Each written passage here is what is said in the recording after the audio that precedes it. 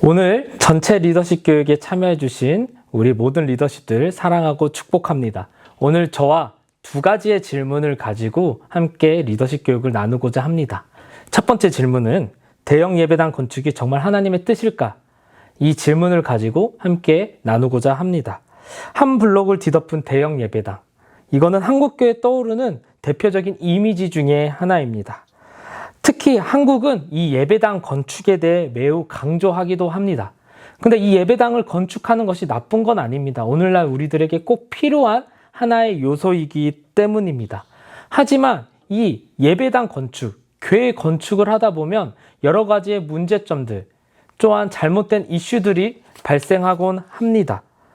그때 사람들이 반대하고 이거를 열심히 막아야 되고 하지만 그러지 못하는 경우들이 있는데 그 대표적인 이유 중에 하나가 바로 이 예배당 건축을 성전 건축이라고 동일시하면서 말을 하기 때문에 많은 사람들이 그거에 대해서 이야기를 할 수가 없습니다. 그래서 오늘 우리는 가장 먼저 이 성전에 대한 이야기를 함께 나누고자 합니다. 그래서 이 성전에 대해서 우리가 알게 되고 이 성전을 통해 오늘날 우리들에게 주는 그 예배당의 의미가 무엇인지 그리고 교회에 대한 의미가 무엇인지에 대해서 하나씩 살펴보도록 하겠습니다. 그러면 구약에서 말하고 있는 성전은 무엇이냐? 모세를 통해 우리는 먼저 알 수가 있는데 노예 생활을 하던 이스라엘 백성들이 모세를 통해 출애굽한 이후에 하나님께서는 성막을 통해 이스라엘 백성들 안에 거하시겠다라는 약속을 주셨습니다. 그래서 이스라엘 백성들은 이 성막은 하나님과 만나는 장소 그리고 하늘과 땅이 만나는 지점으로 이해했습니다. 그래서 그 이후에 신명기, 사무엘상하, 열왕기상하를 통해 보면 이 중앙송소라는 이야기가 나오게 됩니다. 그래서 이스라엘은 이 이동이 있던 이 성막을 이제 영구적인 성전으로 만들어 이 중앙송소에서 예배드리는 것을 매우 강조하였습니다. 그래서 하나님께서 우리와 만나주시는 그 장소를 성전으로 만들어 그 성막을 세우고 그것을 통해 이 이스라엘 백성들이 중앙송소를 가지고 그곳에서 예배드리는 것을 매우 강조하였습니다. 그래서 이 바벨론 포로 생활을 한 이후에 이 귀환을 할 때에도 그들에게 첫 번째 목표가 바로 성전 재건이었습니다. 바벨론 귀환을 하던 백성들의 지도자 중이었던 에스라도 이렇게 이야기를 하였습니다. 우리가 이스라엘 재건을 위해 두 가지가 필요한데 첫 번째가 바로 하나님께 예배와 제사를 드릴 수 있는 성전이 재건이 되어야 한다. 그리고 토라 곧 모세오경을 배우고 신실하게 따라야 한다라고 이야기를 합니다. 그래서 그들은 먼저 성전 재건에 대해 열심히 강조하여서 성전을 재건하였고 그 이후에 이제 모세오경을 통해 함께 말씀을 듣고 말씀을 배우는 그러한 시간을 가졌습니다. 에스라를 통해 이 두 가지의 강조점을 가지고 성전을 재건하고 모세오경을 통해 다시 한 번 더 하나님의 말씀을 배우는 그리고 신실하게 따르는 것을 이제 따르게 되었습니다. 그래서 이제는 성전 중심으로 드리는 예배가 아닌 말씀 중심으로 드리는 예배로 점차 바뀌게 되고 성전 중심으로 한 제사는 명절, 절기에만 지키게 되고 평소에는 각 회당에서 함께 말씀으로 예배를 드리게 되었습니다. 신약을 넘어와서 이 성전은 어떻게 보면 이전에 지어졌던 솔로몬의 성전보다 초라하게 보일 수도 있습니다. 그래서 헤롯 대왕은 이 성전을 엄청난 리모델링을 하게 됩니다. 그 이후에 유대인들에게는 이 성전이 얼마나 자신들에게 자부심이라는 것을 마가복음 13장을 통해 우리는 알아볼 수 있습니다. 그러면서 예수님에게 이렇게 이야기를 합니다. 예수님 얼마나 굉장한 돌입니까? 엄청난 굉장한 건물들입니까? 라고 이야기를 하는데 예수님께서는 충격적인 답변을 주고 계십니다. 이 건물들을 보고 있느냐? 여기에 돌 하나도 돌 위에 남지 않고 다 무너질 것이라고 이야기를 합니다. 근데 이거는 비유적인 표현이 아닙니다. 실질적으로 그 이후에 이 성전은 무너지게 됩니다. 왜 무너졌을까요? 왜 예수님께서는 이러한 충격적인 답변을 하셨을까요? 왜냐하면 그들은 성전에 대한 진짜 의미를 왜곡하고 그것을 종교적 장사, 자신들의 이익을 취하는 장소로 쓰여졌습니다. 하나님이 이스라엘 백성들과 함께 하신다라는 약속의 표지였던 성전은 사라지게 되고 그들의 이익들, 그들이 장사하는, 그들이 필요로 하는 그러한 장소로 왜곡되었기 때문입니다.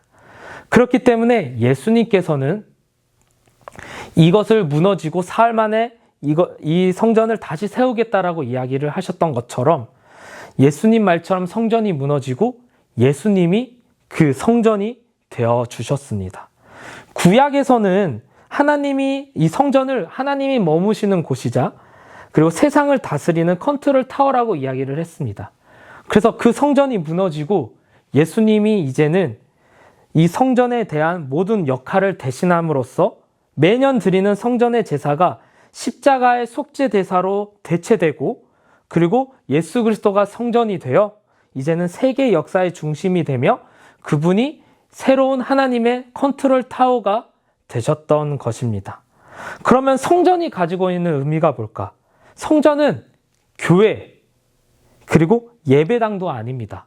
바로 예수 그리스도 육체가 바로 성전이며 그분을 보내신 성령님을 통해 함께 머무는 그리스도인 개개인이야말로 하나의 성전이라고 말할 수 있습니다. 그래서 성전이 된 성도들이 모여 함께 하나님의 나라를 이 땅에 드러내는 공동체가 바로 교회라고 말을 할 수 있습니다.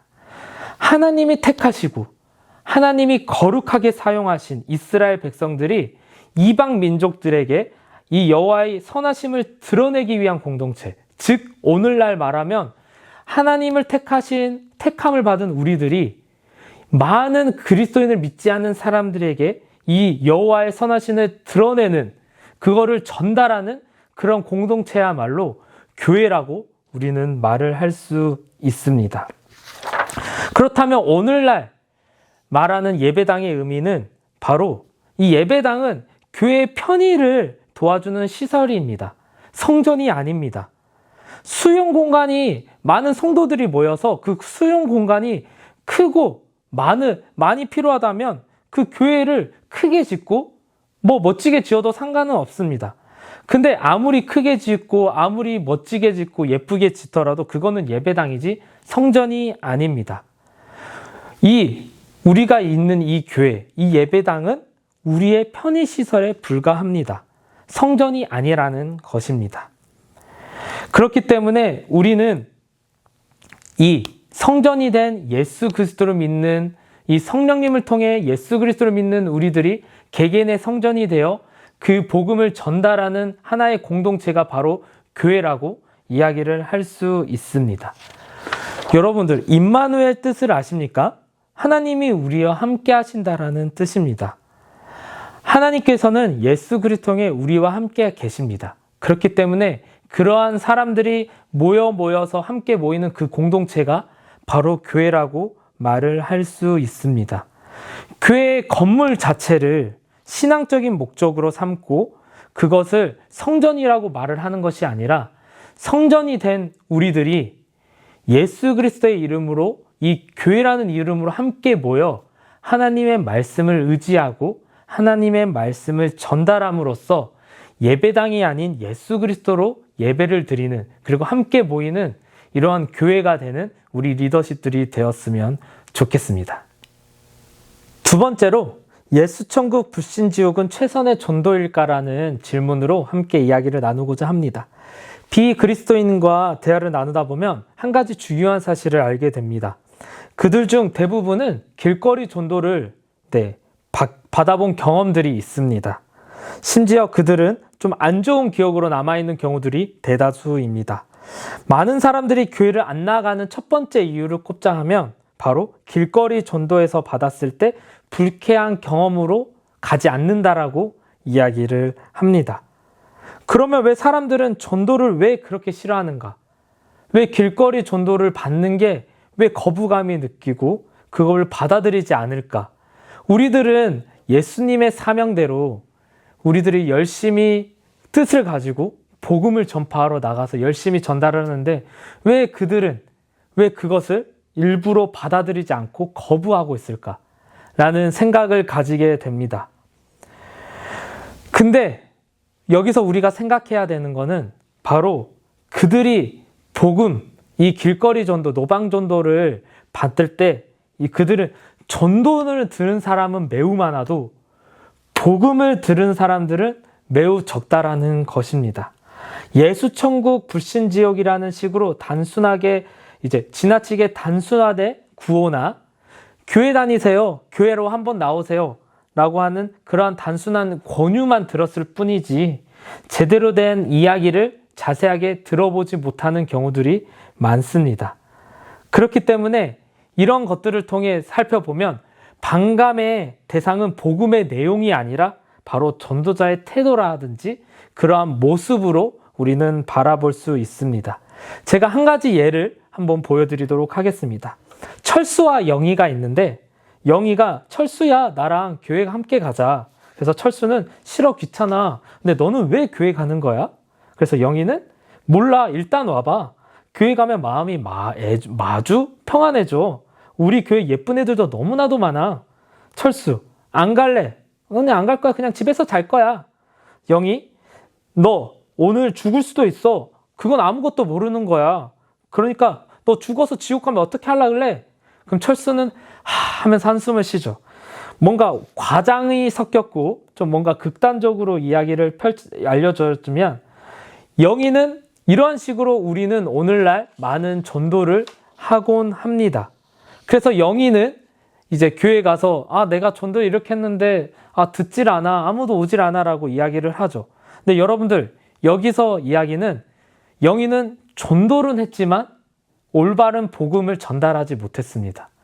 올바르게 우리가 전달해야 되는 그 복음의 내용을 하나하나 설명하지 못하고 무조건 강요하고 어떠한 부분을 강조하는 그러한 태도로 이 철수를 전도하였습니다. 그렇기 때문에 사람들이 길거리 전도를 싫어하고 교회를 별로 안 좋아하는 이유 중에 하나가 바로 이 전도자가 계속해서 이 상대방의 의사가 필요 없이 자신이 하고 싶은 말들, 좀 뭔가 강요하고 강조한다는 뜻입니다. 그래서 이게 무조건 맞아. 이대로 무조건 해야 돼. 라는 것을 확신적으로 그들과 타협하거나 대화하지 않고 그게 맞다는 식으로 이야기를 합니다. 그렇기 때문에 그들은 당연히 복음의 내용이 아닌 다른 걸로 매우 거부감을 느끼게 됩니다. 그러면서 그리스도는 이렇게 이야기합니다. 베드로와 바울도 타협하지 않고 열심히 복음을 전달하다가 순교를 했습니다. 우리도 마찬가지 아닙니까? 라고 이야기를 하는데 그들은 복음을 타협하지 않고 열심히 전달하였지만 무례하게 굴거나 지옥의 저주를 내뿜지 않았습니다. 그래서 길거리 전도 우리가 하다 보면 억울한 측면도 있을 수도 있습니다. 매우 잘하는 분들도 있을 거고 열심히 하시는 분들도 분명히 있을 겁니다. 하지만 우리가 전달하는 방법들 그리고 태도들 그거를 한번 돌아볼 필요가 있습니다.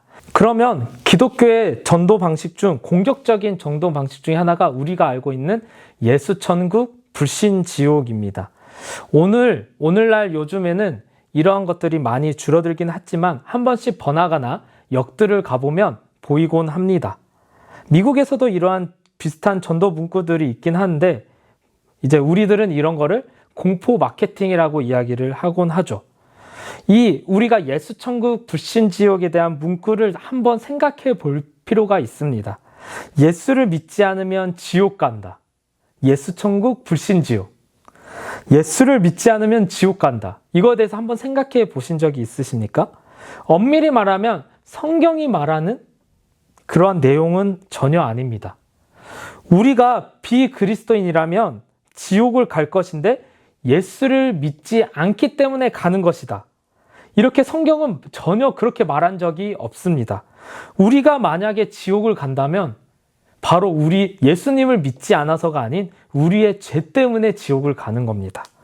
그래서 예수님이 우리의 유일한 구원자가 되셔서 그 지옥의 길인 그 죄를 구원해 주시고 우리의 천국으로 우리를 이 구원의 길로 이끌어 주시는 분이 바로 예수님이다. 그래서 우리는 그러한 예수님을 믿어야 된다라는 게 성경의 가르침입니다.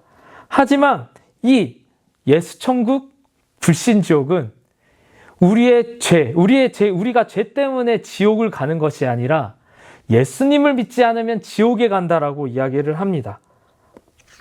그렇기 때문에 1차원적으로 이제 사람들에게 너네 지금 교회를 가서 예수님을 믿지 않으면 너네는 무조건 죽으면 지옥 가라고 이야기를 하는 겁니다. 근데 우리가 원래는 우리의 죄 때문에 지옥에 가야 되는 상황에 예수 그리스도라는 우리의 유일한 구원자가 오셔서 우리의 그 구원의 길, 그 천국의 길로 우리를 이끌어 주시는 겁니다. 그래서 예수 천국 불신 지옥보다는 원래 지옥 예수 천국이라고 해서 우리의 불신 때문에 지옥에 가는 것이 아니라 원래 우리가 하나님을 함께하지 못하는 죄인들이기 때문에 우리가 지옥에 나아가는 우리들에게 예수 그리스도라는 그 구원의 길을 통해 우리가 천국에 들어갈 수 있다라는 그러한 원래 지옥 예수 천국이라는 것이 말하는 게 맞습니다. 여러분들은 전도를 과연 어떻게 하고 있습니까? 사람들은 오늘날 우리는 이러한 전도, 복음 전파를 해야 되는데 어떻게 해야 합니까? 사람들은 기독교에 대한 매우 부정적인 이미지를 가지고 있습니다. 그것이 아까 말한 것처럼 많은 사람들에게 그 부정적인 우리들이 전도를 하면서 복음을 전달해 다가갔을 때 그거를 안 좋게 바라보고 우리를 이제 다가오지 못하게 만드는 하나의 벽으로 만들 수 있습니다. 그러면 우리는 이 노방전도, 이러한 전도를 어떻게 해야 하냐? 우리가 어떻게 복음을 전달해야 되는데 우리들의 안 좋은 시선들 때문에 그 벽이 세워져서 그 벽을 우리는 어떻게 뚫고 그들에게 복음을 전달을 해야 하냐? 우리는 가장 먼저 복음이라는 것을 통해 벽 위에 잠깐 건너갈 수 있는 그러한 다리를 건설해야 합니다. 벽을 완전히 부수지는 못하더라도 대화를 통해 잠깐이라도 그들을 넘어가서 이야기를 대화할 수 있는 그러한 방법을 찾아야 합니다. 그거를 기독교 변증이라고 이야기를 하는데 옥스퍼드 신학자 알리스터 맥그리스는 전도란 그리스도인이 되라는 초대요. 그리고 변증은 초대를 위한 기반을 다지는 일이라고 이야기를 합니다. 이거를 해독제로 한번 이야기를 하면 우리가 구원이라는 그 해독제를 먹어야 하는데 그 전도를 통해 구원이라는 해독제를 먹어야 되는데 변증은 이 해독제를 먹을 수 있게 설득시키는 그러한 일들입니다. 그렇기 때문에 오늘 우리들은 이러한 단계를 가지고 전도를 나아가야 합니다. 그렇기 때문에 우리는 전도를 하기 위해서는 우리들의 신앙을 다시 한 번 더 돌이키고 우리도 제대로 배우며 알아가야 합니다. 그래야 그들과 함께 이야기를 나눴을 때 우리가 올바르게 그들에게 그 신앙 그리고 성경을 알려줄 수 있고 그거를 통해 그들이 조금이라도 그 복음을 알게 되고 그것을 통해 다시 돌아올 수 있기 때문입니다. 그래서 우리는 이 두 번째로 이 복음의 벽을 넘거나 허물 수 있는 방법이 바로 벽을 깨는 건데 그 깨는 게 바로 우리는 예수 그리스도의 그 삶을 사는 삶으로서 그들에게 드러내야 하는 겁니다. 예수님께서는 모든 벽을 허물러 오셨습니다. 그래서 성별의 벽, 신분의 벽, 인종의 벽, 선택받은 민족이나 이방인의 벽, 모든 벽들을 다 파괴하시고 그들에게 복음을 선포하셨습니다. 이렇듯 우리들 또한 벽을 완전하게